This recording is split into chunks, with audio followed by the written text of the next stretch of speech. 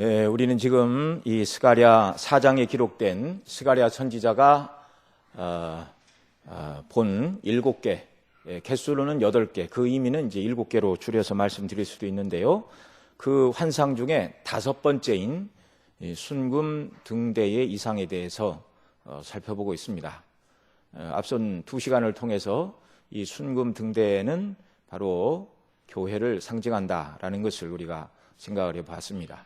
뿐만 아니라 교회가 빛을 드러내야 된다. 이것도 우리가 함께 살펴봤죠. 어두운 세상에 하나님께서 저와 여러분을 하나님의 진리와 구원과 영광을 밝히 드러내는 빛으로, 등불로 불러주셨다는 사실입니다. 우리가 왜 등불이 되었는가? 이것은 이제 빛은 어두움의 반대라고 그랬죠. 어두움은 죄와 사망과 사단을 상징하는 것인데, 그 반대 개념인 빛은 의와 진리와 생명과 영광과 거룩입니다. 곧 하나님의 영광스러운 성품을 이제 하나님이 빛이시다 이렇게 말하죠. 하나님은 영이시라 우리처럼 육체가 없으십니다. 그러니까 하나님은 빛이시라, 또 예수님은 내가 세상의 참빛이라, 그러니까 하나님과 예수님의 존재의 방식이 이렇게 빛을 밝히는 등불과 같은 빛이라는 말이 아니고 영광스러운 속성과 성품이 빛이라는 말로 설명이 되고 있는 것이죠. 그래서 저와 여러분은 이렇게 행해야, 억지로 착한 일을 행하고 선을 행해야 구원받기 때문이 아니라 이미 하나님의 은혜로, 예수님의 대속의 십자가의 은혜로 이미 구원을 받은 자이기 때문에 정말 아버지 하나님을 닮고 우리 구주 예수님을 닮아서 빛을 드러내야 마땅하다는 것이죠. 그런 자로 원리적으로 만들어 주셨고, 우리가 육체를 입고 있기 때문에 날마다 빛된 삶을 우리 스스로 살아갈 수는 없지만 주님 의지하고 말씀 붙들고 성령님 의지할 때는 우리를 빛으로 부르신 주님의 뜻을 이루는 빛된 삶을 살게 되는 줄로 믿습니다. 이런 귀한 은혜의 역사가 우리 모두에게 넘쳐나기를 바랍니다.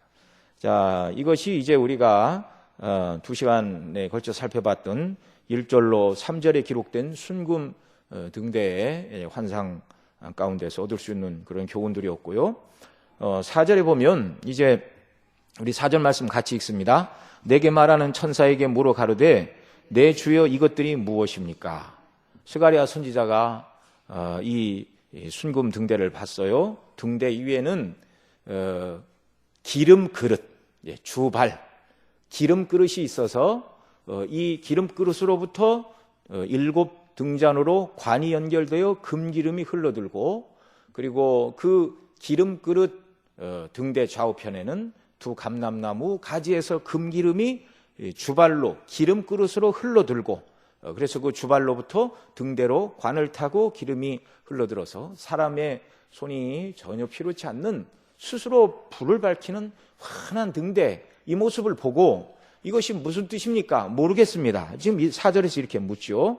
그러자 5절에서 천사가 대답합니다. 또 같이 읽습니다. 내게 말하는 천사가 대답하여 가로되 내가 이것들이 무엇인지 알지 못하느냐? 내가 대답하되 내 주여 내가 알지 못하나이다. 이걸 이 스가랴가 이 환상을 받을 때는 상당히 나이가 좀 젊었을 때쯤으로 그렇게 많은 학자들이 이야기를 합니다. 젊은 선지자가 쉽게 이해를 하지 못하고 무엇입니까? 라고 다시 묻고 있습니다. 저와 여러분도 하나님의 진리가 명확하지 않을 때는 분명히 알 때까지 성경을 읽고 책을 읽고 또 대답해 줄 만한 사람에게 찾아와서 이야기를 하고, 그렇게 해서 배우고 확실한 일에 거하는 이런 역사들이 우리에게 있기를 바랍니다. 자, 내가 알지 못합니다. 그렇게 얘기하자 또 6절 또 읽습니다. 그가 내게 일러 가로되 여호와께서 스룹바벨에게 하신 말씀이 이러하니라. 만군의 여호와께서 말씀하시되 이는 힘으로 되지 아니하며 능으로 되지 아니하고 오직 나의 신으로 되느니라. 그리고 7절에 가면 7절도 같이 읽습니다. 큰 산아 내가 무엇이냐? 내가 스룹바벨 앞에서 평지가 되리라. 그가 머릿돌을 내어놓을 때에 무리가 외치기를 은총 은총이 그에게 있을지어다 하리라 하셨고. 자, 순금 등대의 환상이 무엇입니까? 라고 스가랴가 묻고 있는데, 그 순금 등대의 환상이 무엇인가를 천사가 설명해 나가는 과정에서 6절에서 힘으로 되지 않고 능으로 되지 않고 나의 신으로 된다, 이렇게 말씀하고 있어요. 그러니까 여기 이제 6절 말씀만 보면 다소 추상적입니다. 그러니까 명확하게 무엇을 말하는지가 드러나지 않는다, 그 말이죠. 그래서 힘으로, 사람의 힘과 능력으로 되지 않고 나의 신으로 된다, 그러니까 이 순금 등대가 불을 밝히는 이 일이 사람의 힘과 능력이 아닌 하나님의 성령의 역사로 된다. 우리가 앞 시간까지는 그런 교훈을 우리가 얻어낼 수가 있었습니다. 그러나 이어서 이제 7절 말씀을 보면 이 순금 등대의 환상을 왜 말씀하시는지를 이제 얻을 수 있는 힌트들이 등장을 하는데요. 바로 성전을 재건하는 것과 관련해서 지금 이 말씀을 주고 계십니다. 우리 8절로 10절 말씀 같이 읽습니다. 여호와의 말씀에 잠깐 7절부터 읽어야 되죠. 네, 7절만 읽겠습니다. 큰 산아 내가 무엇이냐, 내가 수룹바벨 앞에서 평지가 되리라. 그가 머릿돌을 내어놓을 때에 무리가 외치기를 은총이 그에게 있을지어다 하리라 하셨고, 자, 머릿돌을 내어놓을 때에, 건축과 관련된 얘기죠. 여기서 말하는 머릿돌은 성전 재건을 위하여 기초를 닦으면서 머릿돌을 지금 내려놓을 때, 그때를 지금 말하는 것이죠. 근데 이 일을 행할 때 굉장히 큰 반대와 어려움들이 많았다는 것을 우리가 성경을 통해서 알고 있습니다. 당시 이 스가랴를 통하여 이 말씀을 주시고 있는 이때는 이제 1장에 있는 것처럼 다리오 왕 2년 11월 이렇게 말하고 있는데, 이게 연대기로 얘기를 하면 바벨론이 망하고 바사왕 고레스가 유대인은 고토로 돌아가, 예루살렘으로 돌아가 너희 하나님 성전을 재건하고 그곳에서 하나님을 섬기라라는 칙령이 떨어지고 나서 18패가 지난 다음이었습니다. 그러니까 처음부터 안 진 건 아니고 지으려고 시도를 했는데 엄청난 반대가 일어났어요. 그 반대가 일어나서 멈춘 그 역사를 에스라서에 보면 잘 기록해 주고 있습니다. 에스라 1, 2, 3, 4장 이 앞부분에 보면. 그러니까 20년이 다 돼갑니다. 포로로부터 돌아올 때 오직 목표가 무엇이냐, 성전 재건이었고, 그들을 돌려보내는 고레스 왕의 칙령도 너희들이 가서 해야 될 첫 번째 일은 이스라엘 임금도 아니고 이방 왕인데, 그가 하나님의 감동함을 받아서 너희가 예루살렘으로 돌아가면 가장 먼저 해야 될 일이 성전을 짓는 일이다. 하나님께서 이방의 왕 고레스의 입을 통하여 그 백성들이 해야 될 일이 무엇인가를 명확히 가르쳐 주셨습니다. 그리고 나름대로 노력을 했는데 반대에 부딪혀서 성전 재건이 멈추고 포로에서 돌아온 지 거의 20년이 지금 다 돼가고 있다는 말이죠. 그러니까 여기 7절에 큰 산아 내가 무엇이냐 이렇게 말하고 있는데, 성전 재건의 큰 산을 만났습니다. 큰 산, 태산이죠. 태산과 같은 어려움에 직면해서 한 발자국도 성전 재건을 할 수 없는 그런 형편에 그들이 처해 있었다, 그 말이죠. 그런데 큰 산아 내가 무엇이냐, 내가 수룹바벨 앞에서 평지가 되리라.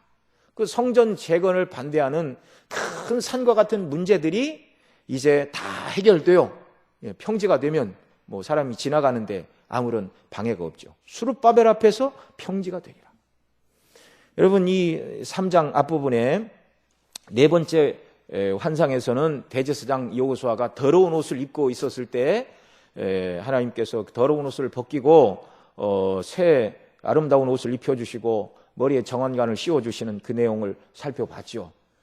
그것은 대제사장 여호수아는 우리가 그 말씀을 살펴볼 때 대제사장직, 예수님의 대제사장직을 예표하는 것으로서 대제사장 여호수아의 모습을 통하여 죄사함의 은총을 말씀하는 부분이었고요. 여기 이제 4장 순금 등대 환상에서는 여호수아가 아닌 수룹바벨이 등장을 하고 있습니다. 이 수룹바벨은 누구죠? 당시 유대 총독이었습니다. 유대 총독. 그러니까 왕은 아니죠. 바사가 통치하고 있는 127도의 그 어느 도중의 하나인 유다 총독이었을 뿐입니다. 그러나 행정적으로 얘기하면 왕적인 권세를 갖고 있는 것이죠. 그런 면에서 이 수룹바벨은 그리스도의 왕직을 드러내는 사람입니다. 그러니까 여기 예표되고 있는 대제사장 여호수아는 그리스도의 대제사장직, 또 이 성전을 짓고 있는 수룹바벨은 그리스도의 왕직을 예표하고 있는데, 구약의 성전도 다 왕이 지었죠. 다윗이 짓기를 원했지만 너는 피를 많이 흘려서 안 된다. 그리고 네 아들 때에 지리라. 그래서 다윗이 예비한 건축 재료로 솔로몬이 성전을 다 지었습니다. 그러니까 성전을 짓던 일들은 물론 모세 시대는 왕은 없었지만 하나님께서 모세를 통하여 하게 하셨고, 솔로몬 성전은 왕이 지었죠. 왕이 하는 일인데, 이 수룹바벨이 총독이었지만 왜 수룹바벨을 총독으로 세웠냐면, 바로 바벨론이 포로 잡아간 여고냐, 이스라엘의 마지막 포로 잡혀간 임금, 물론 그가 잡혀가고 그의 삼촌인 시드기야가 대리 왕으로 섭정이 되었지만, 유대인들은 정통왕은 포로로 잡혀간, 바벨론으로 잡혀간 여고냐까지다, 이렇게 이해를 하고 있었습니다. 그 여고냐의 후손이 바로 이 수룹바벨입니다.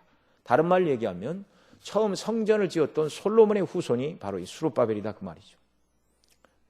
하나님께서 다윗이 성전을 짓겠다 말씀하실 때 내 아들이 솔로몬을 지을 것이다, 그리고 너의 왕위가 영원할 것이다, 그렇게 말씀하셨는데, 다 그리스도 안에서 이루어질 일들의 예표였죠. 자, 이 7절 말씀을 보면 명확하게 많은 문제들이 있을 것이지만, 큰 산과 같은 문제, 성전을 재건함에 있어서 태산과 같이 큰 문제에 부딪혀서 그들이 불가능하다라고 이렇게 손을 놓고 있었습니다. 그리고 때가 되자 하나님께서 먼저 학개를 통하여 백성들에게 산에 올라가 나무를 가져다가 성전을 건축하라, 이렇게 이야기를 하고, 그 다음에 학개와 동시대에 이제 스가랴가 조금 늦게 나타나서 이제 하나님께로부터 계시를 받아서 이 말씀을 주고 있습니다. 그러니까 학개를 통하여 책망을 받고, 너희는 편벽한 집에 거하면서 여호와의 성전은 안 짓고 있느냐? 너희가 학개를 보면 농사를 지어도 많이 뿌려도 거두지 못하는 이유가 무엇인 줄 아느냐? 너희가 하나님의 일을 뒷전에 놓기 때문에 그런 것이다. 이 스가랴 앞에 있는 학개가 이제 백성들의 죄를 지적하면서 하고 있는 말들이 그것이었습니다. 그들이 양심의 이제 각성을 받고 이러면 안 되겠다, 하나님께서 선지자를 보내서 성전을 지으라고 하시는구나라고 각성하고 있는데, 이 스가랴를 통하여서 하나님께서 환상을 주셨죠. 이것이 사람들만의 일이 아니라 태산과 같은 문제가 너희들 앞에 딱 버티고 있어서 불가능하다고 말하나, 이제 그래서 사람의 힘으로 능으로도 안 되지만 나의 신으로 되느니라. 태산과 같은 그 모든 문제가 성전을 짓는 수룹바벨 앞에서 다 해결되고 평지가 될 것이다.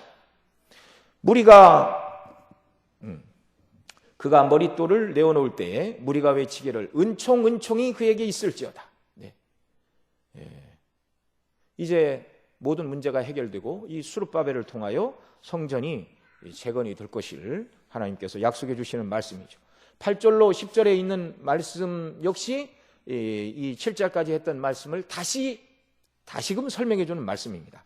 그래서 6절을 보면 여호와께서 수룹바벨에게 하신 말씀이 이러하니라, 이렇게 하고 7절이 끝났고 8절에 보면 여호와의 말씀이 또 내게 임하여 가라사대, 그러면서 그것을 좀 더 집중적으로 한 번 더 넓혀서 설명을 해줍니다.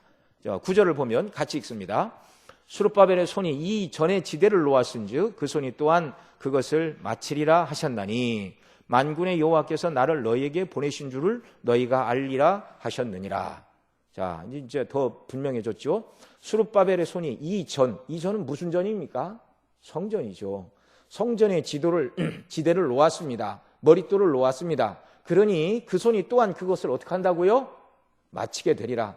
더 이상 성전 재건이 훗날로 계속 밀리거나 혹은 성전 재건이 이루어지지 않는 것이 아니고, 그 일을 시작한 수룹바벨의 손에 의하여 성전 재건의 역사가 마치게 될 것이다. 그리고 9절 하반절에 보면 만군의 여호와께서 나를 너희에게 보내신 줄을 너희가 알리라. 여기 9절 상반절은 천사가 수룹바벨에게 전하는 여호와의 말씀입니다. 그 손이 또한 그것을 마치리라, 이 부분이. 그리고 이제 9절 하반절에 있는 만군의 여호와께서 나를 이라고 하시는 그 말씀, 나를 너희에게 보내신 줄 너희가 알리라, 이 말은 수룹바벨에게 하나님의 말씀을 전하고 있는 천사의 말입니다. 여호와 하나님께서 천사인 나를 스가랴에게 보내고 스룹바벨을 비롯한 당시 모든 백성에게 이 환상을 하나님의 말씀을 전하라고 나를 보내신 이유가 무엇이냐, 그걸 말하는 거예요. 여호와께서 나를 너에게 보내신 줄을 내가 알리라. 성전을 완성하던 그날이 이제 오게 되면 반드시 그날이 올 터인데 이것이 하나님의 약속으로 이루어진 것임을 너희 모두가 알게 될 것이다 라는 설명의 말입니다. 그 다음 10절 보겠습니다. 작은 일의 날이라고 멸시하는 자가 누구냐? 이 일곱은 온 세상에 두루 행하는 여호와의 눈이라. 다림줄이 스룹바벨의 손에 있음을 보고 기뻐하리라. 이렇게 10절에서는 말씀하고 있습니다. 여기 작은 일의 날이라고 멸시하는 자가 누구냐 이렇게 말하는데, 성전 지대에 머릿돌을 놓는 것은 시작은 미미해 보여서 작은 일처럼 보였습니다. 그러나 그것이 작은 일이 아니라는 설명이죠. 에스라 3장 12절에 보면 스룹바벨이 성전 재건을 착수하던 그날에 여러 노인들이 첫 성전을 보았는 고로 이렇게 말합니다. 그리고 그 시작이 초라한 것을 인하여 대성통곡했다. 또 일부는 첫 성전을 보지 못한 사람들은 즐거워서 노래를 부르고 노인들은 통곡을 하고 통곡 소리와 노래 소리가 어우러졌다. 그렇게 이야기를 하고 있죠. 학개서 2장 3절에도 보면 이전 영광을 본 자가 누구냐? 이제 이것이 너희에게 어떻게 보이느냐? 이것이 너희 눈에 보잘것없지 아니하냐? 이렇게 말하고 있습니다. 그러나 이전에 나중 영광은 이전 영광보다 더 크리라 이렇게 말씀하시면서 두 번째 재건되고 있는 이 성전은 초라하고 볼품없고 사람의 눈으로 보기에 보잘것없는 작은 일처럼 보일 수 있다는 것입니다. 그러나 그렇지 않다는 것이죠. 작은 일의 날이라고 멸시하는 자가 누구냐? 아무도 멸시할 수 없습니다.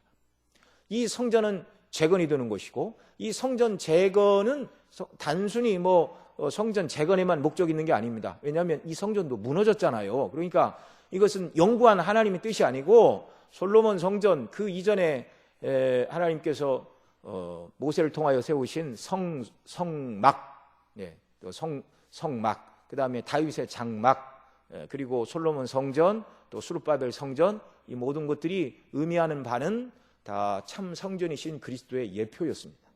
그것을 이루는 일의 시작이기 때문에 작은 일의 시작이 아니라 그 말이죠. 그리고 또 이 일곱은 온 세상에 두루 행하는 여호와의 눈이라. 이 부분은 참 언어적으로 어려운 말씀인데요.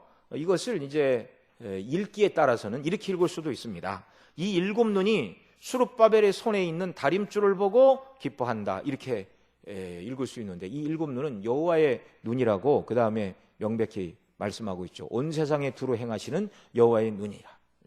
여호와께서 이것을 보고 계십니다. 보고 계시는데 무엇을 보느냐? 스룹바벨의 손에 있는 다림줄을 본다. 여러분 다림줄 아시죠? 잘 쓰지 않는 용어인데 건물을 지을 때 건물의 수직이 바로 섰는가를 보려고 위에서 밑에 줄을 이렇게 달아가지고 내려뜨린 이 줄을 다림줄이라고 그럽니다. 처음에는 딱 세우면 왔다 갔다 하지만 지구 중력에 의해서 딱 멈추지요. 그래서 이 기준선에 맞춰보면 벽이 일자로 섰는가 비틀어졌는가 이걸 이제 판단하는 것이 다림줄인데 고대 시대 건축에 있어서 아주 꼭 필요한 일이죠. 지금도 이렇게 벽돌을 쌓는 사람들이 이렇게 문을 쌓거나 뭐 할 때는 위에서 다림줄을 떨어뜨려서 이렇게 차곡차곡 맞춰서 쌓는 모습들을 우리가 보게 됩니다. 자, 이 스룹바벨을 통해 시작된 성전 재건은 반드시 이루어질 일이란 말이죠. 여호와 하나님의 입에서 한 번 나온 말씀은 그냥 떨어지는 법이 없습니다. 반드시 이루어지는 것이죠.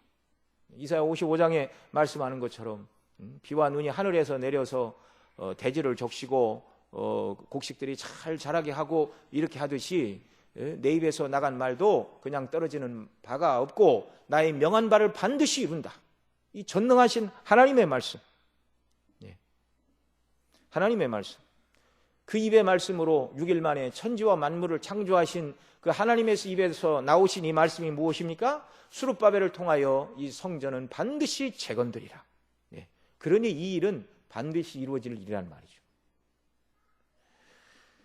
자, 지금 우리가 4절로 10절에 있는 말씀의 이제 개략적인 내용을 우리가 살펴봤는데요. 이것은 서두에 말씀드린 대로 스가랴가 순금등대 환상을 보고 이 순금등대가 무슨 뜻입니까? 라고 물을 때 지금 설명해 주는 말씀인데 바로 수룹바벨이 성전을 짓는 일인데 그것이 완전하게 이루어질 것이다. 이렇게 설명하고 계십니다. 빛을 환하게 밝히는 순금등대의 환상과 성전 재건이 완성되는 것과 관련이 있다는 말씀이죠. 어렵지 않게 이해할 수 있습니다. 앞서 순금등대의 환상에서 등대가 교회를 상징한다고 말씀을 드렸는데 스가랴의 환상 속에서 순금등대가 금 기름을 공급받아 환하게 빛을 발하듯이 곧 교회가 빛을 드러내는 이 환상은 수룹바벨에 의하여 시작된 성전 재건의 역사가 하나님의 성령님의 역사로 반드시 이루어져 순금등대가 빛을 내는 것처럼 구약의 교회를 통하여 하나님의 영광이 드러나고 복음이 증거되는 이 일이 계속될 것이라는 말씀으로 연관해서 설명을 주시고 있는 말입니다. 자, 그러면 이제 수룹바벨이 짓는 이 성전이 구속사적으로 예수님과 어떤 의미가 있는가, 오늘 사는 우리와는 어떤 의미가 있는가, 이걸 생각해 봐야 될 것입니다. 왜냐하면 구약시대 성전을 잘 짓게 하셨고 포로로 끌려갈 때 다 무너졌는데 다시금 짓게 하셨다. 그런데 그것도 무너졌잖아요. 그러고 끝난다면 이 내용이 여기 성경에 기록될 이유가 아무것도 없는 것입니다. 그거 빼야 돼요, 성경에서. 그러나 앞서 말씀드린 것처럼 대제사장 여호수아나 이 성전을 짓고 있는 수룹바벨이나 다 그리스도의 제사장직과 왕직을 예표하는 것이고, 수룹바벨이 짓고 있는 이 성전은 예수님이 지으실 참 성전의 예표를 보여주고 있습니다. 그래서 구약은 다 그리스도 안에서 해석해야 된다, 이렇게 말하는 것이죠. 우리가 잘 알고 있듯이 구약의 성전은 참 성전의 예표입니다. 누가 성전이시라고요? 예수님이 참 성전이라고요. 요한복음 2장 13절, 우리 신약 성경으로 가서 좀 찾아보겠습니다. 신약 성경 대략 145면에 있는데요. 요한복음 2장 13절부터 우리 한 목소리로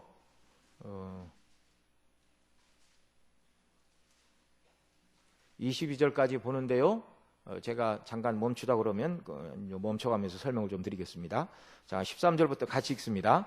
유대인의 유월절이 가까운지라 예수께서 예루살렘으로 올라가셨더니 성전 안에서 소와 양과 비둘기 파는 사람들과 돈 바꾸는 사람들의 앉은 것을 보시고 노끈으로 채찍을 만드사 양이나 소를 다 성전에서 내어 쫓으시고 돈 바꾸는 사람들의 돈을 쏟으시며 상을 엎으시고 비둘기 파는 사람들에게 이르시되 이것들을 여기서 가져가라, 내 아버지의 집으로 장사하는 집을 만들지 말라 하시니 제자들이 성경 말씀에 주의 전을 사모하는 열심히 나를 삼키리라 한 것을 기억하더라. 자, 지금 성전에서 예수님이 성전을 정화하고 있어요.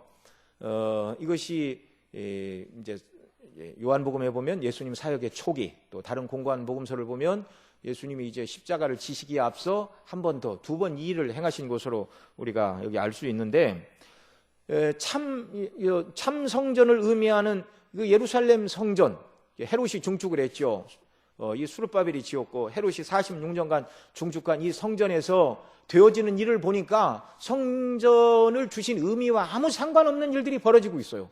그래 예수님이 화를 내시고 소와 양을 다 쫓아내시고 돈 바꾸는 자들의 상을 엎으시고 가져가고 내 아버지의 집을 장사하는 집으로 만들지 말라.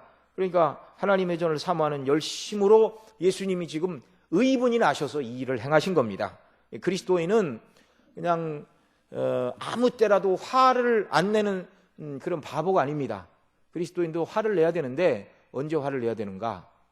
의로운 일에 분연히 떨치고 일어나야 된다는 것을 예수님이 보여주시고 있죠. 하나님의 성전이 잘못 사용되고 있습니다. 하나님의 거룩하신 이름과 영광이 공격을 받고 모독을 받고 이렇게 될 때 그리스도인이 분연히 떨쳐 일어나 화를 낼 때는 내야 한다는 것을 보여주는 것입니다. 자, 이 성전과 관련해서 이제 계속되고 있습니다. 18절. 이에 유대인들이 대답하여 예수께 말하기를 내가 이런 일을 행하니 무슨 표적을 우리에게 보이겠느뇨? 예수께서 대답하여 가라사대 너희가 이 성전을 헐라 내가 사흘 동안에 일으키리라. 46년 동안 지은 증축한 성전인데 예수님이 사흘 만에 짓겠다. 그러십니다. 유대인들이 가로되 20절 같이 읽습니다. 이 성전은 46년 동안에 지어졌거늘 내가 3일 동안에 일으키겠느뇨 하더라. 그러나 예수는 성전된 자기 육체를 가리켜 말씀하신 것이라. 죽은 자 가운데서 살아나신 후에야 제자들이 이 말씀하신 것을 기억하고 성경과 및 예수의 하신 말씀을 믿었더라. 예수님이 십자가에 못 박혀 죽으시고 부활하시는 이 사건이 성전을 재건하는 것이다. 그리고 예수님이 십자가에 운명하실 때 성전, 지성소와 성소를 가로막고 있던 내소에 있던 휘장이 위로부터 아래로 찢어져서 이제 예수님 믿는 자들이 지성소에 나가는 길이 열렸다는 걸 상징적으로 보여주시는 일이 예수님 운명하실 때 그 일이 일어났습니다. 성소는 미팅 터버네클, 성막을 미팅 터버네클 이렇게 말하죠. 성전은 하나님과 그 백성이 만나는 장소입니다. 그게 성전이죠. 성전은 하나님의 집이라는 뜻입니다. 그리스도가 참 성전이신데 그리스도를 통해서 우리가 하나님 앞에 나가기 때문에 그런 것이죠. 자, 앞서도 말씀을 드렸는데 구약시대 눈에 보였던 모세의 성막, 다윗의 장막, 그리고 솔로몬 성전, 수르바벨 성전, 예수님 당시에 이 헤롯이 증축했던 헤롯 성전 할 것 없이 다 참 성전이신 예수 그리스도의 예표였습니다. 그래서 수르바벨 시대에 성전이 없이 있을 수가 없죠. 백성들이 돌아왔고 하나님을 예배하고 섬겨야 되니 반드시 성전이 지어져야만 했습니다. 왜냐하면 그들에게 메시아가 오셔서 그들을 구원하신다는 구약의 말씀이 이루어져가는 과정이었기 때문에 그렇단 말이죠. 자, 그러면 이 성전은 오늘 우리에게 무슨 의미가 있습니까? 예수님이 참 성전이시고 예수님 안에서 저와 여러분이 성전이라는 사실을 기억하시기 바랍니다. 성전은 하나님의 집인데 하나님을 모신 저와 여러분, 또 고린도전서에 보면 너희 몸은 성령이 거하시는 하나님의 전인 줄 알지 못하느냐 그런 말씀도 있고요. 우리가 이 시간 찾아볼 것은 에베소서 2장 19절부터 보겠습니다. 신약성경 대략 312면에 있습니다.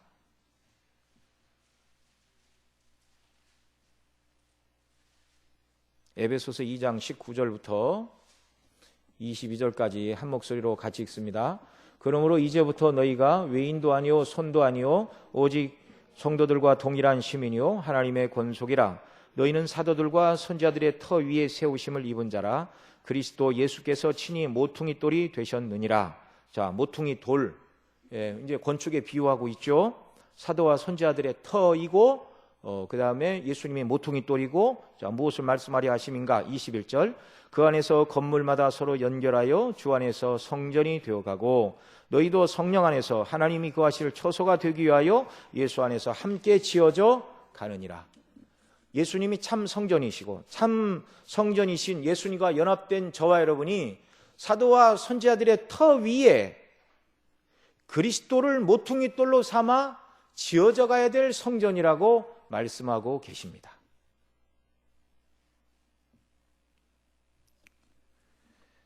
네. 그리고요, 이 참 성전이신 예수님과 그리고 예수님과 연합되어 성전된 저와 여러분이 한 곳에서 모여 하나님의 영광으로 빛나는, 하나님을 모시고 죄와 더러움의 요소가 전혀 없는 하나님의 영광의 빛으로 충만한 곳에 영원히 살게 될 것인데 그곳이 어디죠? 그곳이 천국입니다. 그것이 천국입니다. 우리 요한계시록 21장으로 가겠습니다. 신약성경 421면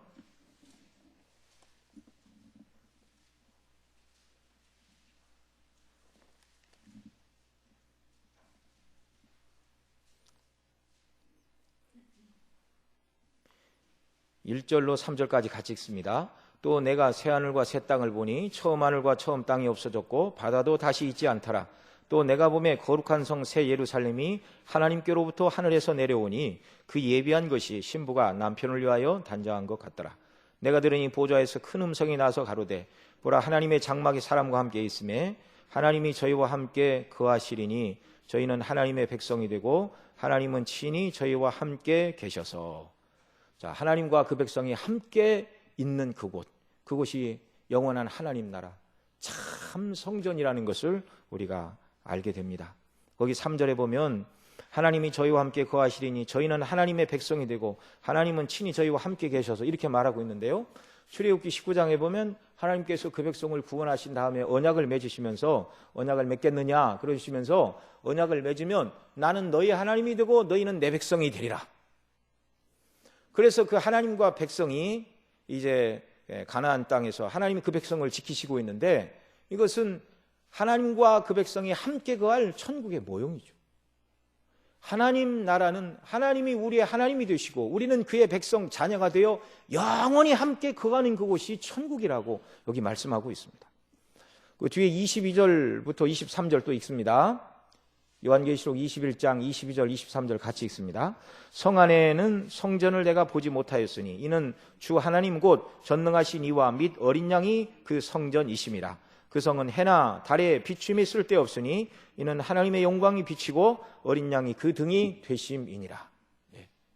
하나님이 친히 성전이 되시고 하나님이 빛이 되시는 그 영광의 곳.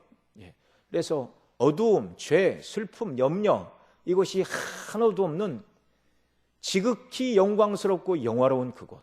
이렇게만 말하면 우리가 다 이해하기 어려우니까 그 뭐 12진주문의 이 영광스러운 모습을 이제 9절로부터 보면 22절까지 쫙 이렇게 설명해 놓고 있는데 세상에 있는 말로 표현하니까 이렇게 얘기하고 있는 것이죠. 이해하기 쉬우라고.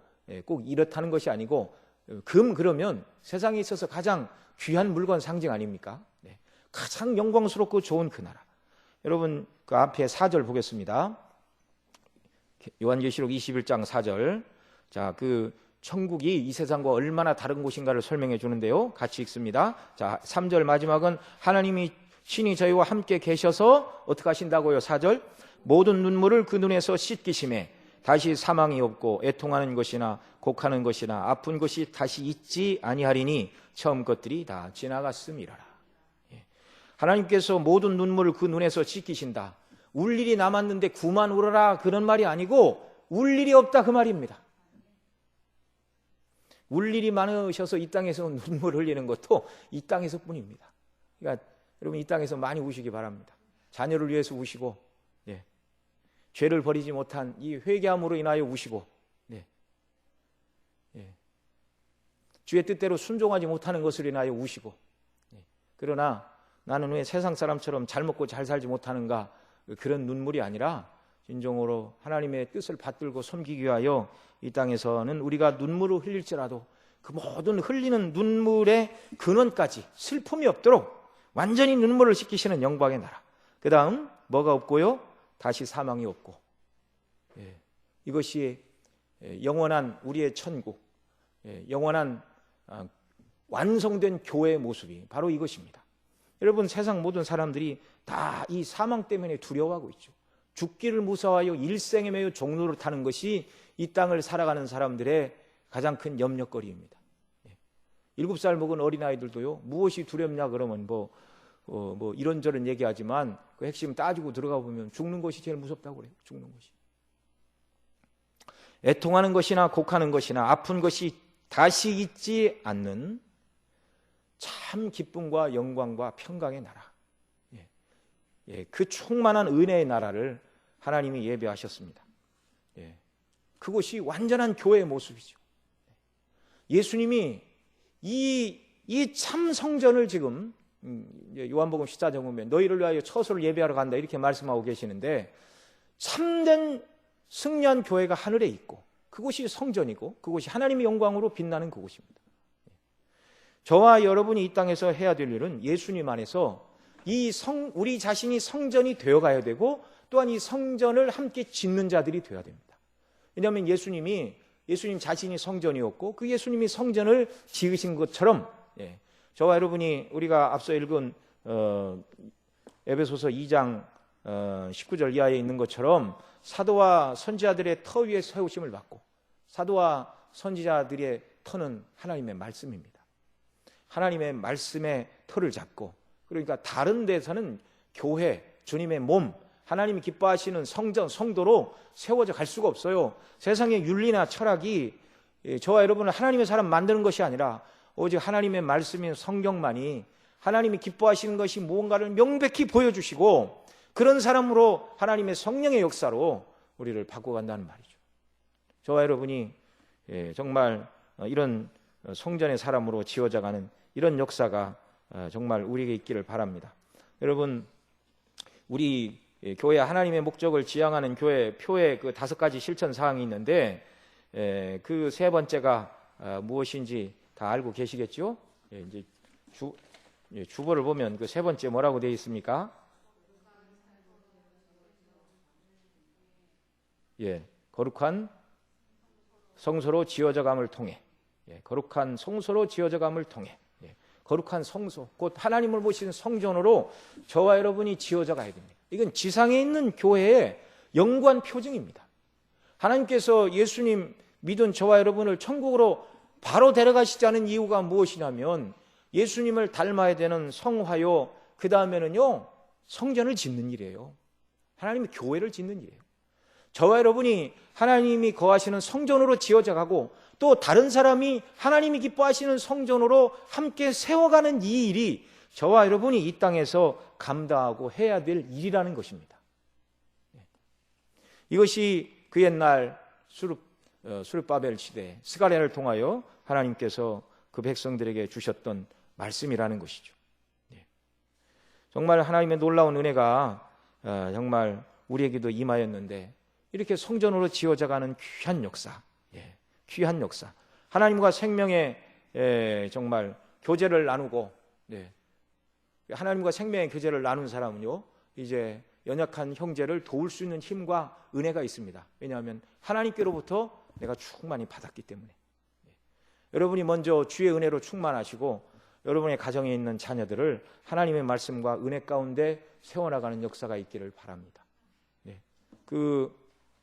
우리 세미나 참석해서 이렇게 말씀 듣고 그러는데 영국도 한 60년 전에는 주일학교가 한 2,500명씩 모였다고 그러더라고요. 어떤 목사님 간증을 그렇게 하시는데, 그런데 그분이 60이니까 자기 청년 때 뭐 한 15살 때 한 2,500명 모였는데 60이 되어서 얘기를 하는데 그게 주일 학생이 20명 남았답니다.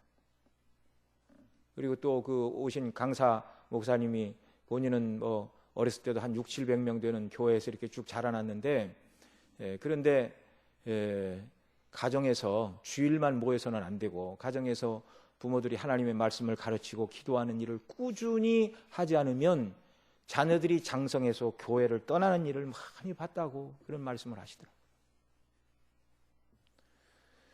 저와 여러분이 내 자신이 하나님의 성전으로 지어져가는 일을 잘 감당해야 되고 또 가깝게는 우리 가정에 선물로 주신 자녀들이 하나님의 말씀과 은혜 가운데 세워져가는 일들을 위해서 매일같이 가정에서 하나님의 말씀을 함께 읽고 기도하고 하나님의 사람으로 세워져가는 이 일을 잘 감당해야 되는 것이죠.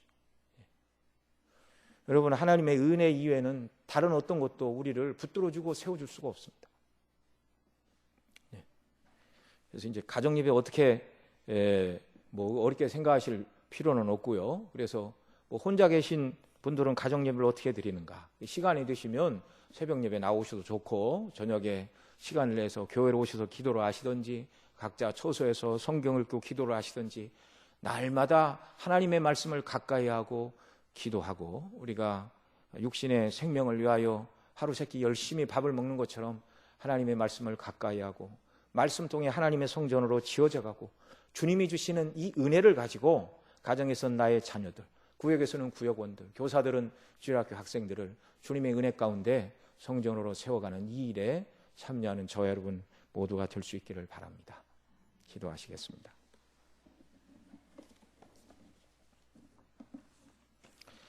사랑하시는 아버지 하나님 고맙고 감사합니다. 수르바벨에게 하나님께서 지은 성전을 재건하는 그 일이 반드시 이루어질 것이다라고 그 영광스러운 순금 등대 이상을 보여주시고 그것을 설명을 통하여 그 시대 백성들에게 은혜를 주셨고 또 이것이 예표하는 바 예수님이 참 성전이 되셨고 예수님 안에서 또한 우리가 하나님이 거하시는 성전으로 우리가 지어져 가야 되고 또 함께 이 성전을 지어야 되는 자들로 부르심을 받았다는 것을 생각해 보았는데, 하나님의 말씀으로 또 성령님의 역사로 저희가 하나님 기뻐하시는 성전으로 지어져 가고 성전을 짓는 일을 잘 감당하는 일을 우리 아버지 하나님 베풀어 주옵소서. 그래서 날마다 주와 동행하고 주의 영광을 높이고 주의 이름을 드러내는 복된 삶이 되도록 우리 아버지 하나님 인도하시고 역사하시고 주당하여 주옵소서. 그래서 우리가 이 순례길을 다 마치고 하나님의 영광으로 충만한 승리한 교회, 천상교회, 하나님 나라에 들어가 영원토록 주의 영광을 찬미하는 귀한 역사들이 넘쳐나도록 은혜를 덧입혀 주시기를 원합니다. 역사하여 주옵소서. 이 모든 말씀 우리 구주 예수님의 이름으로